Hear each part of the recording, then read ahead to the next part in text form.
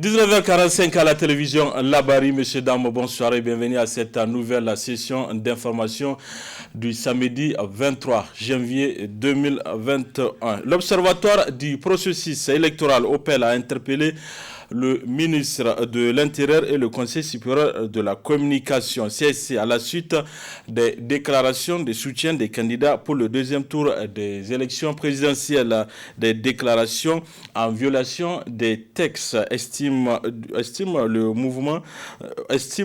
au moment où la Cour constitutionnelle n'a pas encore validé les résultats du double scrutin du 27 décembre 2020 dernier. Plus de précisions avec Moukela Alidou, il est membre de l'OPEL. Si vous vous rappelez, lorsque l'OPEL a donné ou a officialisé son rapport, n'est-ce pas, d'observation, nous avons également annoncé que nous allons continuer à être en veille par rapport à ce processus électoral, l'avant-campagne, les campagnes et les élections deuxième tour et même après jusqu'à la publication. Mais il se trouve que dans la réunion d'hier, la réunion extraordinaire, nous avons été saisis par beaucoup de nos camarades qui nous ont interpellés par rapport à certaines dispositions du code électoral et même de la Constitution qui disent qu'on ne peut, pendant l'intercampagne, en tout cas continuer à faire de la campagne électorale, notamment entre le premier et le deuxième tour. Il aurait fallu que la Cour constitutionnelle officialise les résultats pour que les alliances puissent être nouées et que les partis puissent se prononcer.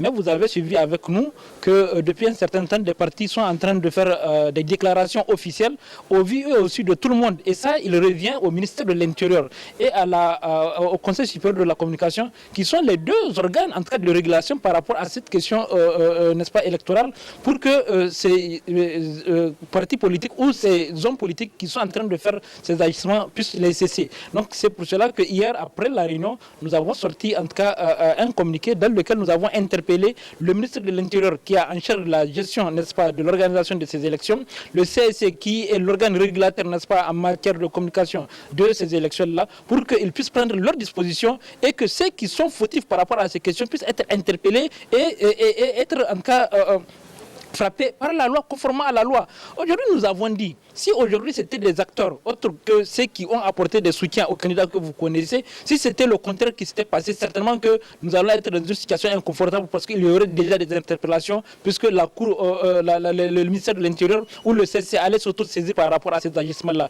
Mais nous avons dit pour une question d'équité, il va falloir que le ministère de l'Intérieur, le président du Conseil supérieur de la communication prennent toutes les responsabilités et qu'ils mettent fin à ces agissements pour que plus jamais ça. On doit attendre et on est obligé d'attendre, n'est-ce pas, la publication des résultats définitifs par la Cour constitutionnelle avant de se prononcer sur une quelconque alliance, que ce soit avec tel ou tel candidat. Il va falloir attendre et attendre. Voilà ce que nous avons dit et c'est ce que nous avons demandé dans notre communiqué d'hier. 4 centrales syndicales des travailleurs du Niger décident de travailler en synergie pour défendre les intérêts des travailleurs du Niger. Ces centrales ont signé un protocole d'entente pour créer une intersyndicale ITN nouvelle version. L'annonce a été faite ce samedi au cours d'une déclaration au siège de la Confédération nigérienne des travailleurs CNT. Le résumé avec Hassan Saleh Mustafa et Sadou Doumi. S'unir pour mieux défendre les intérêts moraux et matériels des travailleurs du Niger, c'est la principale motivation de la création de ce nouveau cadre d'unité d'action, l'intersyndicale des travailleurs du Niger ITN nouvelle version. Ce cadre a pour but d'établir les règles de collaboration entre les membres d'une part et de renforcer le cadre du dialogue social d'autre part. Il vise à consolider et à renforcer l'unité d'action syndicale dans l'optique de la défense des intérêts matériels, moraux et professionnels de l'ensemble des travailleurs du Niger. En y adhérant, les centrales syndicales parties prenantes réaffirment leur attachement aux valeurs démocratiques, à l'état de droit, au respect des droits syndicaux et humains. Elles s'engagent à privilégier avant tout l'intérêt supérieur des travailleurs, aussi bien du secteur moderne formel que du secteur informel dans le cadre d'un dialogue social franc et constructif. La signature du protocole d'entente vient concrétiser ainsi la création de l'ITN nouvelle version dont la présidence sera assurée de façon rotative tous les 3 mois. La présidence sera tournante et elle sera attribuée par ancienneté. C'est ainsi que pendant un trimestre, parce que la présidence sera par un trimestre, ce sera d'abord l'USTN qui va présider pendant les 3 premiers. Après l'USTN, ce sera le tour de la CNT. Ensuite, ce sera le tour de la CGSL. Et enfin, le tour de l'USTD. Elles sont 4 centrales syndicales des travailleurs nigériens, à savoir la Confédération générale des syndicats libres du Niger, CGSL Niger, la Confédération nigérienne du travail, CNT, l'Union syndicale progressiste des travailleurs, USPT, et l'Union des syndicats des travailleurs du Niger, USTN, qui ont décidé de lutter ensemble pour défendre les intérêts des travailleurs nigériens. Les enseignants de la formation professionnelle et technique projettent une nouvelle grève d'une semaine qui débutera le lundi 25 janvier prochain pour exiger la prise en compte de leurs revendications. Cette grève d'une semaine sera la deuxième à l'intervalle d'un mois. Balkissa Tahirou, Sadoudoumi. Le secteur des enseignements professionnels et techniques sera de nouveau paralysé toute la semaine. La Fédération des syndicats des enseignants du secondaire et de la formation professionnelle et technique va observer cette grève parce que ces revendications restent toujours sans solution. Les points les plus sensibles, nous avons la question épineuse du recrutement sans concours à la fonction publique. Aujourd'hui, ça fait 6 ans. Depuis 2014, le gouvernement n'a pas recruté un seul contractuel à la fonction publique. Alors que le gouvernement a pris l'engagement que chaque année, il va recruter un certain nombre de contractuels qui ont 4 ans, dans le contrat. Maintenant, nous avons des camarades qui ont 45 ans, 46 ans, jusqu'à 50 ans même. Donc, qui ont jusqu'à 10 ans, 15 ans, 20 ans dans le contrat. Ces camarades-là attendent le recrutement à la fonction publique. Ils n'ont aucun espoir parce que nous avons parmi eux des camarades qui sont déjà frappés par la limite d'âge. Le second point, c'est la question des mises en solde des camarades d'APC et G de la 6e et de la 7e promotion qui, la mise en solde étant faite, mais jusque-là, nous avons beaucoup de camarades qui n'ont pas encore perçu leur premier salaire. Donc, ceux qui attendent des salaires de 2 mois, d'autres 3 mois. Ensuite, nous avons la question des handicap 2019-2020. Aujourd'hui, nous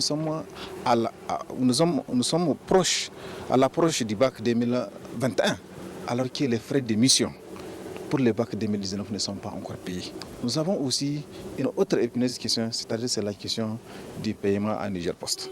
Nos camarades contractuels subissent toutes les différentes exactions au niveau de cette institution parce qu'ils ne savent pas quand est-ce que le mois va terminer, quand est-ce qu'ils vont toucher leur salaire. Nous avons également la question des promotions au grade.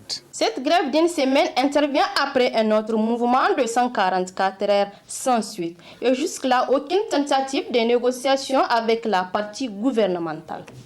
Jusqu'à présent, nous n'avons pas été contactés. Et à côté de toutes ces choses-là, même la chose la plus élémentaire, notre ministère refuse de répondre. C'est quoi la chose la plus élémentaire? C'est la question des affectations. Aujourd'hui, la question des affectations est devenue une chose vraiment, je ne sais même pas comment la qualifier au niveau de notre ministère. Parce que ça fait plus d'1 an que les enseignants de l'enseignement secondaire attendent des affectations. On a bloqué ça. Quand vous voyez des affectations, peut-être que ce sont des affectations partisanes. Parce qu'officiellement, jusque-là, il n'y a pas eu une commission d'affectation qui est siégée. Mais des fois, on voit des vagues d'affectation qui sortent. Alors que ce n'est pas normal, c'est en violation flagrante. Parce que nous, si nous partons en grève, ce n'est pas de gaieté de cœur, mais c'est parce que nous avons un certain nombre de problèmes qui sont là et qui ne laissent personne indifférent. Parce qu'aujourd'hui, la question des salaires, c'est une question vitale. La question d'avancement au grade, c'est une question vitale, une question de carrière. Donc vous voyez, donc vraiment, en ce qui concerne nos camarades de l'intérêt du pays, et que ce soit d'ici à Niamey, en tout cas, ils sont en train de prendre conscience vraiment de l'intérêt de ces mouvements. Cet arrêt de travail sera observé dans toutes les écoles de formation professionnelle et technique, dans l'ensemble du pays. La salle de réunion du SNAD a servi de cadre ce matin pour la tenue du 2e congrès ordinaire du syndicat national des médecins spécialistes, SMES. Le thème retenu cette année est « Droits et devoirs des soignants dans la prise en charge de la COVID-19 ». Le résumé avec Asma Ousseidou et Chebou Egisso. Droits et devoirs des soignants dans la prise en charge de la COVID-19. C'est sous ce thème que le syndicat des médecins spécialistes tient son 2e congrès ordinaire. En effet, Le choix du thème de ce deuxième congrès se justifie à plus d'un titre. Il est d'abord guidé par l'actualité, mais aussi par l'ampleur de cette maladie dans un monde peu outillé pour y faire face. Cette situation place les personnels soignants et leurs familles dans une situation de risque élevé, comme l'atteste le lourd tribut qu'ils payent en ces moments avec les multiples contaminations de ces derniers. Certains en ont d'ailleurs perdu la vie. Camarades soignants, ce travail, vous devez l'accomplir dans des conditions optimales de sécurité pour vous et pour les patients. Malheureusement, cela n'a pas été toujours le cas, comme en témoignent les difficiles conditions de sécurité dans lesquelles les agents de santé exercent leur métier avec tous les risques qu'ils encourent ainsi que leurs familles.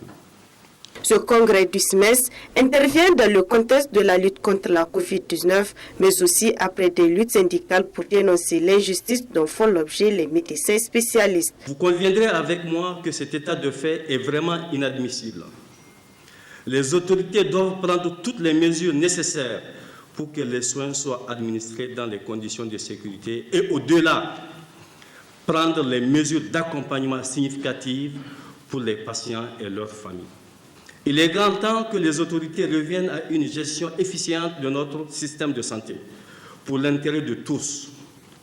Pour cela, il y a des questions préalables qui doivent être réglées, notamment cette mafia qui entoure les évacuations sanitaires que notre collègue a encourageusement dénoncée, mais hélas sans suite. Il faut également mettre un terme à l'injustice sociale dont sont victimes les médecins spécialistes qui sont les remparts du système de santé. Pour votre information, cette injustice que le SMES combat depuis 2013 est toujours d'actualité.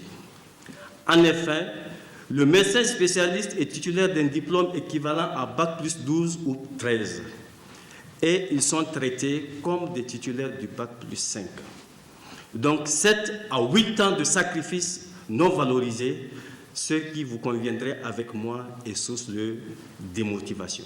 La cérémonie d'ouverture des travaux du deuxième congrès des médecins spécialistes a été présidée par le secrétaire général adjoint du ministère de la Santé publique qui a pris l'engagement de collaborer davantage avec le SMES pour ensemble relever les défis. Chaque année, le ministère de la Santé publique élabore et met en œuvre un plan de spécialisation de ces cadres, notamment les médecins spécialistes.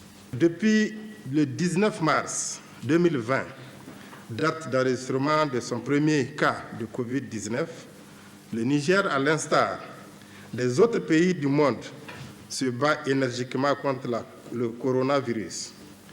À la date du 21 janvier 2021, en dépit des mesures de protection appropriées prises par le président de la République et mises en œuvre par son gouvernement,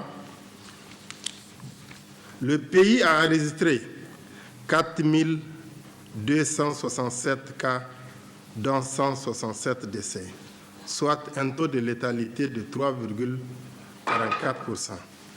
Si ces résultats ont été obtenus, c'est grâce à l'engagement et au dévouement de tous les agents. Je voulais dire effectivement grâce à l'engagement et au dévouement de tous les médecins spécialistes dont je salue au passage leur engagement. Je terminerai mes propos en vous réitérant la disponibilité de mon département ministériel en tout lieu et en toutes circonstances pour un partenariat sincère et constructif. Au cours de ces assises, les participants vont réfléchir et proposer des solutions idoines devant permettre la réhabilitation du système de santé pour le bonheur de la population nigérienne. Dans la série de reportages sur Balayara, c'est à 95 km de Niamey, une de nos équipes s'est intéressée au commerce de feuilles de tabac au marché de Balayara. Le reportage est de Nafissatou Yahya et Chebou Gisso. Le plus souvent consommé fumé, sous forme de cigare ou de cigarette à l'aide d'une pipe ou d'un narguilé, les feuilles de tabac séchées peuvent aussi être mâchées, c'est-à-dire chiquées avec du natron. Communément appelées Damé ou Al-Kabassa, ces feuilles de tabac sont commercialisées au marché de Balayara. Je vends des feuilles de tabac. Il y en a plusieurs sortes, le tabac noir et le Hausa tabac. Les gens l'utilisent pour se soulager de la carie dentaire. J'achète le sac à 10 000 pour ensuite revendre la tasse à 750. Nous vendons aussi en détail. Pour les consommateurs, ces feuilles de tabac servent d'antidouleur et représentent une identité culturelle.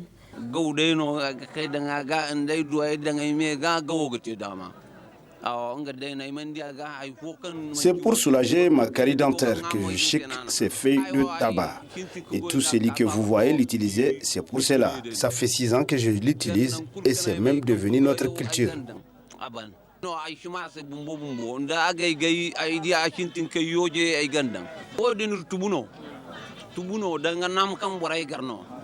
Les feuilles de tabac sont considérées comme antalgiques externes. Écrasées ou chauffées, elles sont appliquées localement pour soulager les céphalées et les douleurs rhumatismales. Voilà, messieurs, dames, c'est tout pour ce 19h45 de la télévision Labari. Merci à vous de l'avoir suivi. Au revoir.